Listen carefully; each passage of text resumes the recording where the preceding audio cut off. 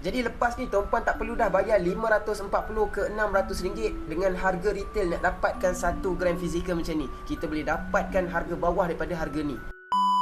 Tuan-puan jangan terkejut tau, kita boleh beli emas-emas fizikal 1 gram ni bawah daripada harga retail, bawah daripada harga runcit. Ibarat tuan-puan beli direct dengan kilang. Macam mana cara dia? Tuan-puan kena tengok video ni sampai habis dan jangan lupa save untuk rujukan akan datang. Sebenarnya tuan-puan, kalau harga retail, harga runcit, kita boleh dapatkan 1 gram fizikal macam ni dengan harga 540 ke 600 ringgit. Tuan-puan, sebenarnya kita boleh dapatkan bawah daripada harga retail ni. Dengan cara macam mana? Kita boleh melalui akaun emas GAP Public Gold.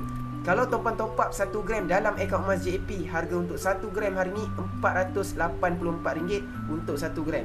Bila dalam akaun emas GAP dah ada 1 gram emas, tuan-puan boleh pilih emas, boleh pilih design yang cantik-cantik yang Public Gold sediakan dan bayar gold premium serendah RM15 sahaja. GP ni gold premium dan duit pos RM10 sekali dengan insurans.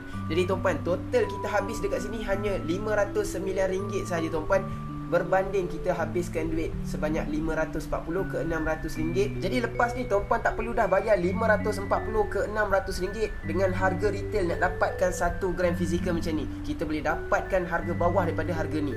Jadi yang mana belum ada akaun emas Public Gold tu, tuan-puan boleh buka akaun secara percuma, boleh isi beg biru dekat bawah ataupun terus klik saja link dekat bio saya.